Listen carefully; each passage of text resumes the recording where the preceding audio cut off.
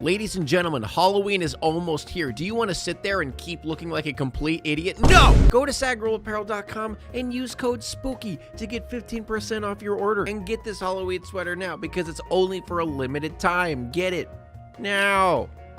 Okay, now watch the video. So a while ago, I reviewed the wonderful live-action movie of Scooby-Doo, which I still consider to be one of the best live-action adaptations of an animated show. And let me tell you something, when I talked about the original movie, I got slammed with hundreds of people telling me I need to watch the second movie. So many people, the majority of them saying that the second movie is so much better than the first one, which honestly, I was a bit confused by because I remember watching the second movie when I was younger, but I kind of don't remember anything that happened in the movie. So I thought, hey, it's Spooky Month. It's the best time to review the second Scooby-Doo movie. So I finally sat down and watched Scooby-Doo Monsters Unleashed. And after watching this movie, honestly, I don't think it's that good. Okay, everyone calm down. I'm not saying that it's an awful movie or that it's terrible, but just in comparison to the original Scooby-Doo movie, I don't think it's as good. The only thing that I will admit that it does slightly better than the original movie is that it feels a lot more like a Scooby-Doo movie, if that makes sense. Which honestly is why I kind of assume everyone liked it more. And by that I mean this movie was very oriented toward children. And by children I mean like, 5 to 10 very young children. At least that's what it seemed like. Whereas the original Scooby-Doo movie was kind of a mix of adult humor and children humor, that sweet spot where you could watch it where you're younger and then laugh at the, poop and fart jokes, and then you grow up and realize all those jokes that you missed. See, that's like the best part about these movies. And I feel like the greatest example of a masterful combination of those two things is The Grinch. That combination of childlike comedy mixed in with those adult jokes that you don't really get until you're older. Just a movie for all ages. This is a movie that you can like throughout your entire life. And that is where the sequel fails. Now, I know the original movie was meant to be rated R, and then they kind of dumbed it down, so the adult jokes were kind of already in there, so, you could always say that, whatever. But there are a few things that I really do like about the sequel that I'm going to mention. The fact that the movie is set in Coolsville is a pretty cool thing to do. That wasn't even worth saying.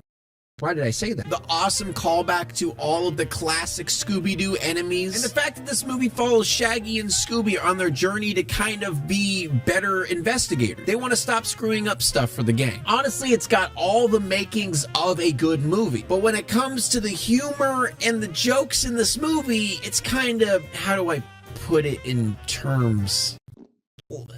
Kind of similar to... it's on the tip of my tongue. And yes, I am well aware in the first movie they literally had a fart fight. But the humor in this movie is kind of like that, but just all the time. It's almost like they threw in all these bad jokes to kind of stretch out the movie. I don't know, the first movie kind of felt more natural with their comedy and it felt more in character, when the jokes here just kind of seem like they just threw it in just to have it there. And not to mention the romance that happens in this movie isn't really fleshed out. It's kind of thrown in there. I mean, yes, it kind of has a small amount to do with the plot, but I mean, it doesn't feel important. And also the main villain of this movie kind of sucks. Did someone say suck? Honestly, I don't like that that's the word that really caught your interest coming in here. Suck. Like sucking a penis. Peter, are you high? What? No, man. Actually, I don't have the head high that most of you cool kids talk about with smoking the wonkers, Welcome to a world where intense head highs are a thing of the past, man. Did you just get sponsored by a THC company? Hell yeah, I did. Delta 8 is a new legal cannabis compound for those who want the benefits of the physical body relief that comes with THC, but doesn't want that extreme mental head high that you get with it. Well, let me tell you, Bionicpig is the thing for you. They're 100% vegan, gluten-free, and come with different flavors, such as green apple, peach, strawberry, and mix. Take half or 125 milligram gummy after you eat or before bedtime time to feel amazing. And for a limited time, use code Bionic20 to get 20% off your order at Bionicpig.com. Do it now!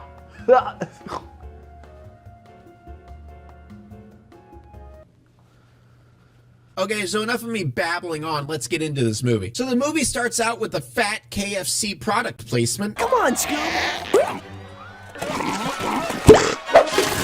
What the dog doing? And obviously we could see that the mystery gang is kind of celebrities in Coolsville. You know, Daphne has fans who are average Reddit moderators. Shaggy has fans who are just potheads. Velma has fans who are just Velma. And I just want to mention how Shaggy notices his fan base is there's smoke in the air, and he smells the smoke and looks over, sees a bunch of potheads, and then he goes, hey! And there's no food there. So in this movie, they kind of cut out the whole food thing and just went with, yeah, Shaggy's a pothead. So they're going to a grand opening of the Mystery Inc. Museum. Basically a whole museum full of like all the past costumes they've caught in the past, you know, because they're all costumes. They're not actually real monsters, which is actually hilarious to think about. And while they're walking around talking about all the costumes and all their past stuff, you know, there's a bunch of references to old Scooby-Doo shows. Shaggy looks at the pterodactyl ghost, and it looks like the pterodactyl be blinking. Kinda, no, I'm not gonna say it. I'm not gonna say it. It's a dead meme. I'm not gonna say sus. And then we meet Patrick, who is the love interest of Velma in this movie. So Patrick goes up to her and he's like, yo, you want to go on a date? And then Velma just like poops her pants and gets all scared. Is like, nope.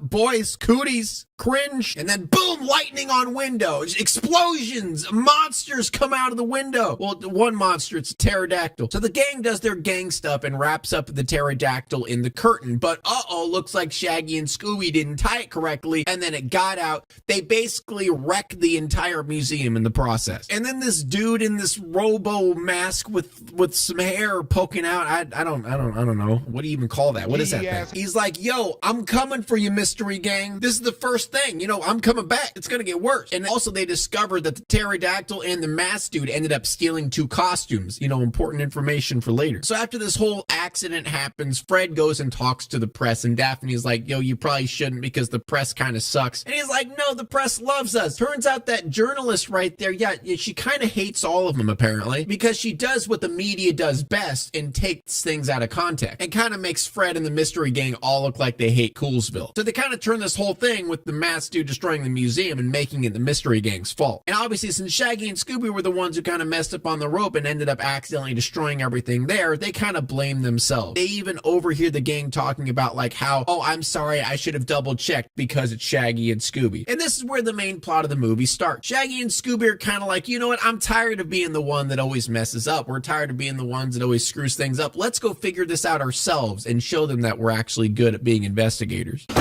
Like it's time to solve. So the mystery gang figures out that the pterodactyl is actually real because they found a pterodactyl scale, which turns out is a real scale. And they traced it back to Jonathan Jacobo, a dude who used to be the pterodactyl ghost a long time ago. But it is believed that he died when he tried to escape jail. So they kind of just write him off and move on. So they end up finding that a cellmate was released recently, Jeremiah Wickles, who used to be the Black Knight ghost. So they end up going to his house, which apparently is just a giant creepy mansion. So they go to his house and end up getting caught in a ball contraption. And this part, I will admit, is decently funny. They go down there and see a little girl trapped who is selling cookies, and also 2 dudes who happen to be Jehovah's Witnesses. And they aren't reacting to the fact that they're stuck in the ball. They're just, you know, stuck in their loop of, hey, I'm selling cookies. Hey. Excuse me, do you have time to talk about our Lord and Savior Jesus Christ? Hey, don't run from the Lord! And then Daphne breaks out of a thumbprint lock by using makeup. It doesn't really make much sense, but whatever. So throughout this mansion portion, we have, you know, Fred, Velma, and Daphne kind of figuring out stuff. And then Scooby and Shaggy are just, you know, being Scooby and Shaggy. And this is the part where I feel like, you know, the comedy kind of lacks in this portion.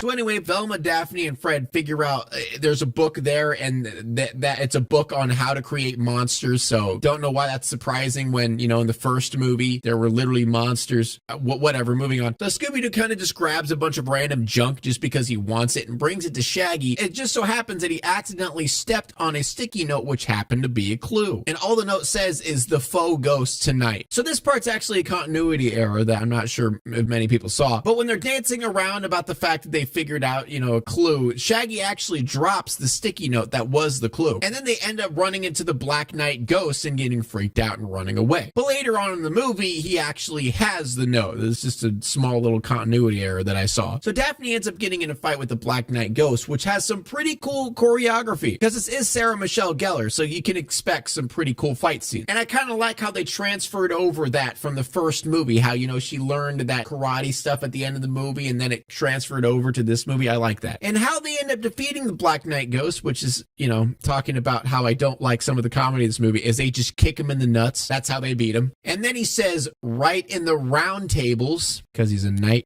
round tables, balls are round. So because Shaggy and Scooby are on their journey to kind of figure this out themselves, they end up not telling the gang about the faux ghost note that they found, which Shaggy has in his hand right now, even though he dropped it earlier. So while Shaggy and Scooby are off doing their thing, the gang figures out that the stuff that makes him come to life is called randomonium. I don't really know if this is any reference to previous things, but I guess randomonium makes costumes into ghost beings. But so Patrick ends up showing up to their house and Velma loses her shit and runs away. And Daphne goes up to her and says, you know, you need to have some more intimacy in your life. Find a partner. But I'm more comfortable in the world of logic and fact. Oh my God. Velma's Ben Shapiro. So since Velma's having some confidence issues with meeting Patrick and going on a date with him, Daphne ends up spicing her up with kind of like a Britney Spears costume. That's what I could kind of compare it to. Who's your mommy?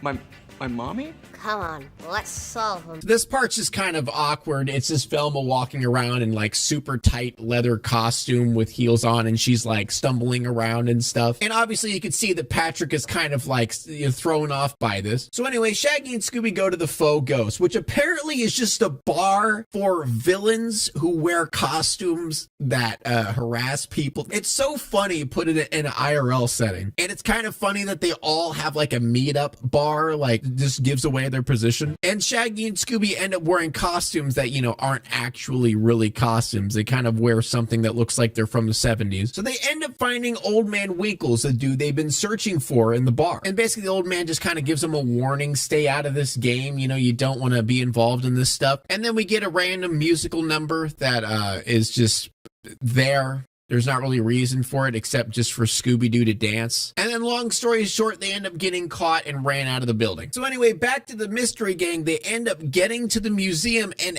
every single costume is now stolen. And obviously the journalist is there again, basically blaming them for everything, being like, how dare you not be here when this happens? You're supposed to protect us. So Patrick, you know, being like the dude who manages the whole museum is kind of torn up with this whole situation of everything being stolen. So he kind of storms off and says he's going to figure this out himself. And then Daphne confronts the journalist, and the journalist just kind of rips her a new asshole. Be like, what do you even do for the gang? You know, you're worthless. You know, you don't do shit. And then she just gets all sad about it, which is kind of confusing because, like, we kind of dealt with this whole damsel in distress situation of her being, you know, self-conscious about that in the first one. Then she learned how to fight. And now she literally knows how to fight better than anyone in the gang. So she should know that she has more purpose than that. So this part right here doesn't really make much sense why they went back to the whole like, you're nothing, you're a damsel in distress, you're just a pretty face, when in reality, like, no, she isn't.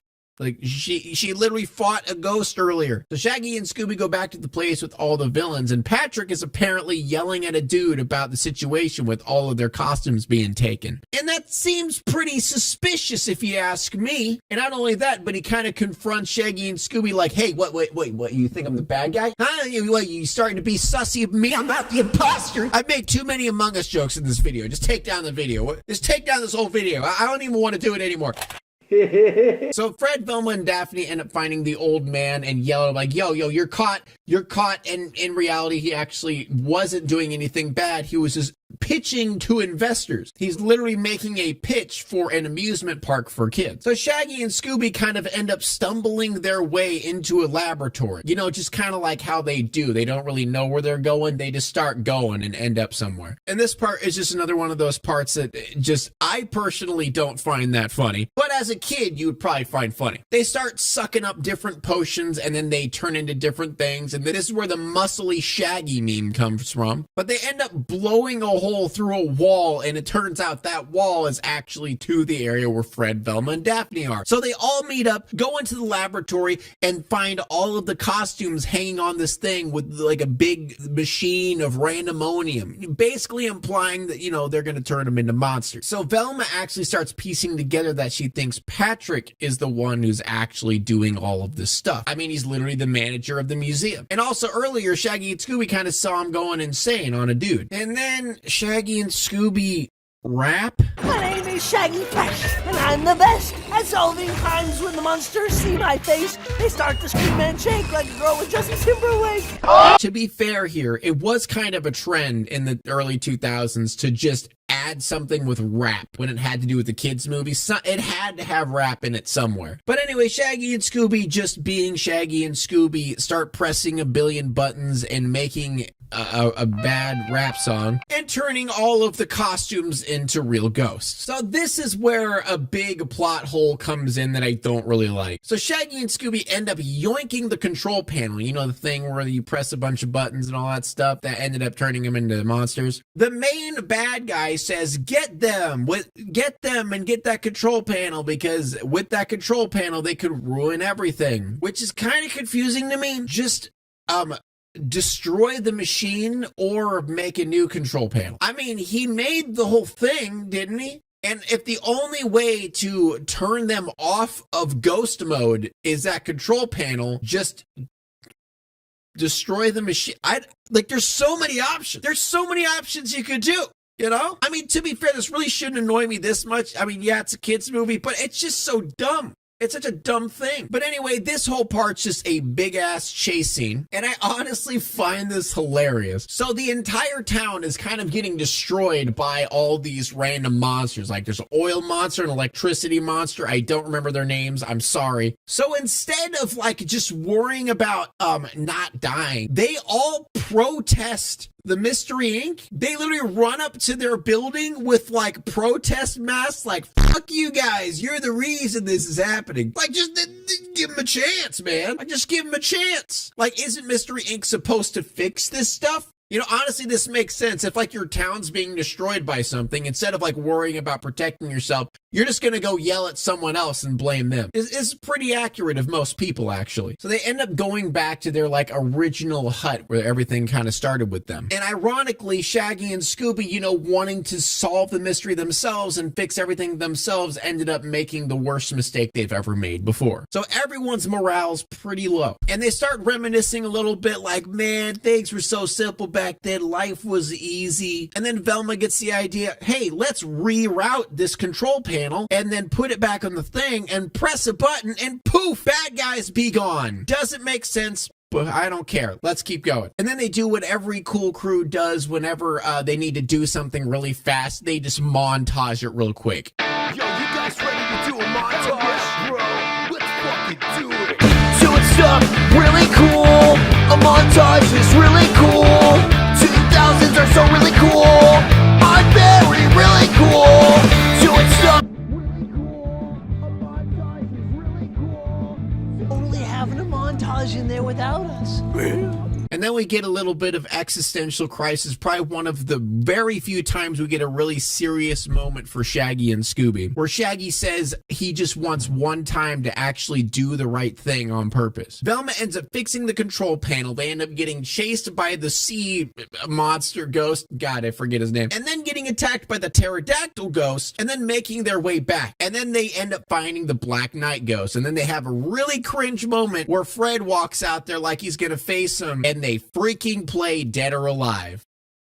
Boy, back then when I was a kid, this probably would be badass to me, but man, it is cringe right now. I mean, he's even driving a motorcycle, like, oh god! So Velma ends up getting down to the caverns and finding a shrine to Jonathan Jacobo, and then boom! Patrick appears right behind her. So then she gets all freaked out and runs away from him. And then she falls down, he grabs her arm, and then there's the scene that he's like, you gotta go deep down. Look inside your heart. Look in your heart. You can see that I'm telling the truth. Just look at your heart. But anyway, he saves Velma and gets yoinked by the pterodactyl ghost. So we can kind of see that, you know, Patrick's actually telling the truth and he wasn't the bad guy. And this part of the movie is literally just to have it there. There's no reason. So Shaggy and Scooby have the control panel, end up running into a cotton candy ghost, which doesn't make any sense because there was never a cotton candy ghost throughout this entire movie. This ghost just appeared out of nowhere for no reason at all, just so they could have a joke that Shaggy and Scooby eat the cotton candy ghost. But anyway, they eat the cotton candy ghost, which is kind of fucked up. And they get to the main area where they put the control panel, and then the tar dude literally solos all of the mystery gang. Like, they were dip diving and dodging all these other ghosts, but the tar dude just like one-man armies all of them. So Shaggy, Fred, Daphne, and Velma are all getting suffocated to death by this tar monster, and Scooby's just whining in a corner not knowing what to do. And how he beats the tar monster is a fire extinguisher. But anyway, basically Scooby-Doo kind of just skateboards all over the tar monster and freezes him to death and just blasts him through his head. So this time, Scooby-Doo saves the day instead of the gang. So boom, bam, Shaggy and Scooby end up doing what they set out to do. Shaggy throws the control panel to Scooby-Doo. He puts it on a thing, presses the button. All of them end up boop bopping out of existence. I mean, they kind of did what they set out to do. They didn't really solve any investigation. They didn't really do anything right except just kill the monsters. But I mean, they did something. And how they catch the big bad guy is they fall and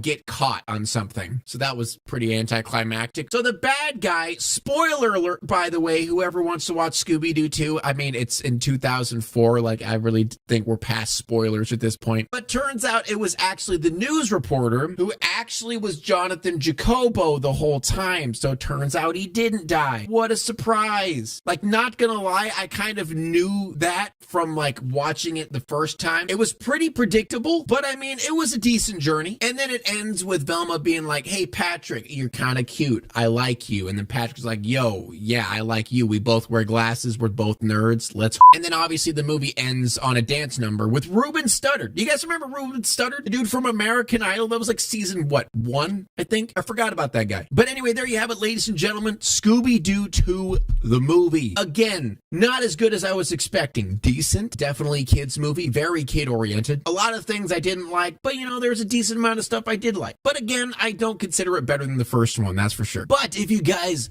like this video, please subscribe to me because I will be posting more videos, just in general. I will definitely post more than just this one, I hope. Also, apparently there's a Scooby-Doo 2 Monsters Unleashed video game, which I will be playing on Twitch live stream right now. Go to twitch.tv/Bionicpig and go watch me there. And tell me what you guys thought about this video. Come at me with pitchforks and flames, baby. You know, it doesn't harm me. Just because I think Scooby-Doo 1's better. Come at me. I dare you. All right.